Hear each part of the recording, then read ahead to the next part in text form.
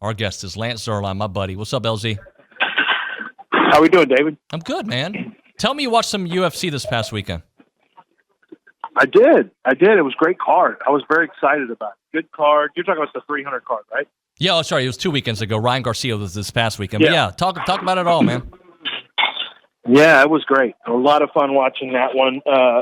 Headliners, the co-main events were both good. The Chinese girls were scrapping it. That turned into a hell of a fight. I was very excited about that. But great card. Very, very fun to see. I hadn't watched a full card. It'd been a little while since I had, but I bought this when I was excited about it, tuned into it, and liked it from start to finish. I love the fact they have all those prelims for free on ESPN now. I think it's great that everyone gets a chance to see that, and then you make your decision if you want to buy the card. So, good card. I was in the middle of all my draft stuff. I was able to lock in for a full night of fights.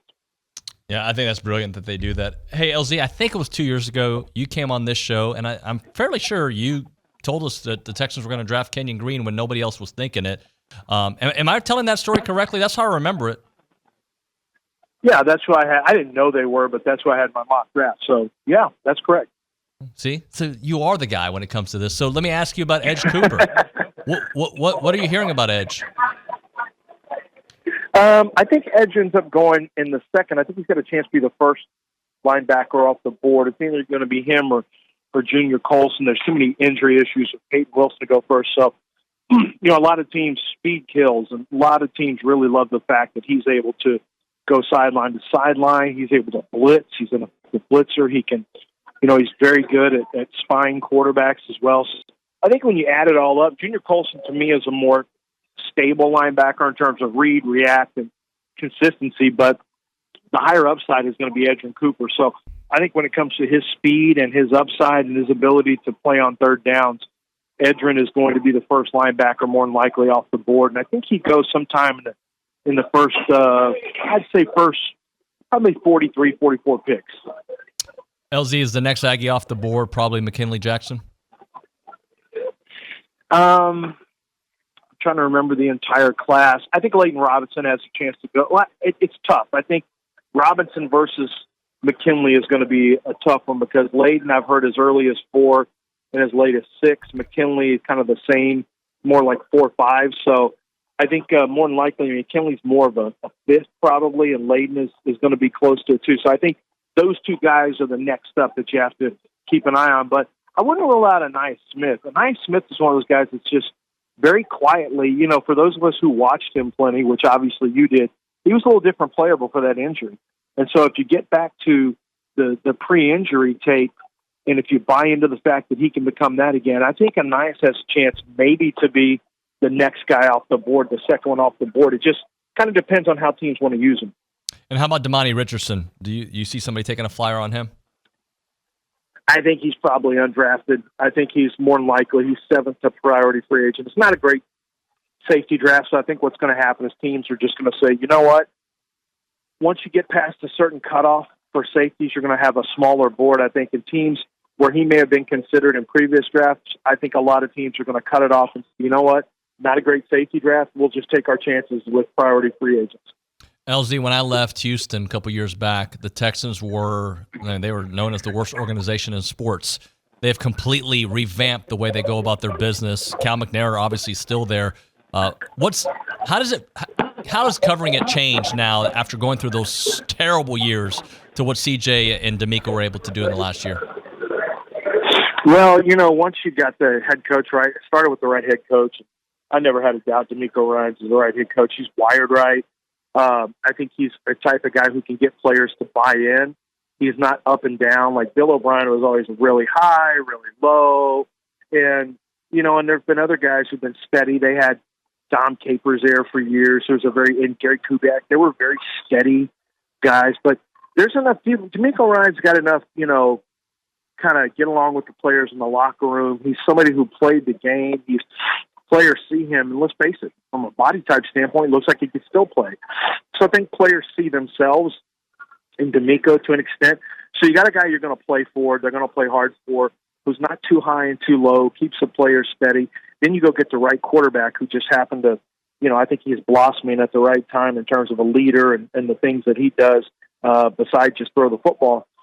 And then, from an ownership standpoint, I think, frankly, Hannah McNair, Cal's wife, stepping in and maybe helping a little bit to get rid of some of the snakes in the building was a pretty big deal. Really made a big difference to me. And once they got all that taken care of, now the owner, Cal McNair, can just kind of sit back and be the friendly guy that wants everyone to like him and lets the people do their job. He lets Nick Caserio do his job. He lets the players do their jobs. He lets head coach do his job. It's not going to be a meddling ownership group. And so if you get the right players in place, which apparently, it looks like the right people are in place right now, things change. Did I expect it to change that fast? Absolutely not. Should other teams expect that to happen that fast? Absolutely not. But we've seen the quick turnaround for the Bengals, and we've seen it for the Texans. When you get the right quarterback, it can make a really big difference. Is there a right quarterback in this draft? I mean, is there somebody that has a C.J. Stroud potential to take over a franchise and take them to new heights? I think the top two have that ability for sure. Does it happen in 1 year? I don't know. I mean, that's just so rare for a quarterback to step in and have that kind of season. I mean, let's face it, he's got one of the greatest rookie seasons since Dan Marino, and that was about 40 years ago. So that doesn't happen very often. I don't think you can compare it to CJ, but do you have somebody who can step in and make a difference right away? I actually think Jaden Daniels can, and I think Caleb Williams can, but they're going to definitely need help around them. And that's the one thing we saw. Nico Collins and Tank Dell were big, big helps for C.J. Stroud right off the bat.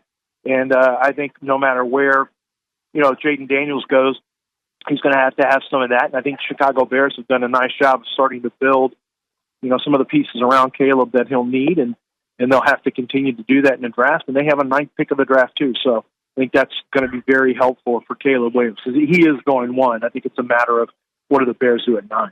LZ, do you have 3 or 4 QBs in the top 10? I have 4 now. I think it's going to be 4. I think it'll be 4. Worst case scenario, 11, Minnesota will trade to 9 or trade to 10 and flip to make sure they get the 4th quarterback available.